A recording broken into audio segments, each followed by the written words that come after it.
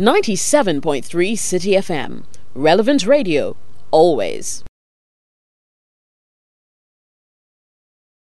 Okay, so Republic Bank of Trinidad and Tobago announced plans on April 17, 2014 to increase their investments in HFC Bank, and that's what has led to this standoff with the management of HFC and Republic Bank of Trinidad and Tobago hoping to take over the bank. Currently, Republic Bank holds 40% shares in HFC Bank. They announced the plans because an earlier request, a waiver request that was sent to the Securities and Exchange Commission, was rejected.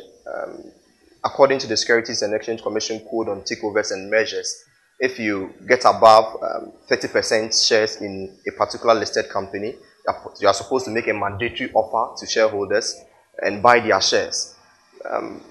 There were some agreements that had happened between HFC Bank and Republic Bank of Trinidad and Tobago as at the time they were coming into Ghana, when they were about to buy shares in HFC Bank.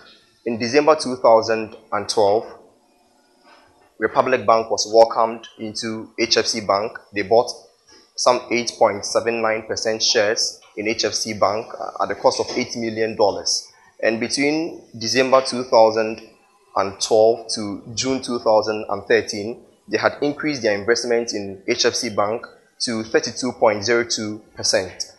As of now, they have 40% shares. But a month before they came to the Ghanaian market and acquired some shares in HFC Bank, there was the signing of an agreement, which was going to be a framework that will guide investment in HFC Bank. And in the agreement, the Republic Bank and HFC Bank agreed that Republic Bank was not going to increase investment in HFC Bank beyond 40% until after a year, with approval from the board of HFC Bank. So it looked like there was some disagreement there when also the management of HFC Bank claimed they had in minutes recorded before they came to Ghana, agreed with Republic Bank. A specific question was asked Republic Bank whether they wanted to be majority shareholders in HFC Bank. And according to the management of HFC, they categorically said no. That's according to our sources. So currently, there is an extraordinary general meeting that's supposed to come up. A motion for stay of execution has currently been filed. We don't know who has filed that motion because SNET requisition, they formally requested for an extraordinary general meeting when they asked HFC to do something about the composition of their board, but it was rubbished by the management of HFC, and they were raising corporate governance issues. They said the board was skewed and they thought it was executive-led, so they wanted some changes to be done about it, but it was rubbished, so they requisitioned for an extraordinary general meeting.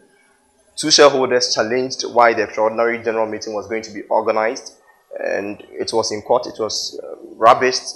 The court threw it out. A high court presided over by Justice John Ajet Nassam threw it out, and they scheduled for it to happen on the 27th of January.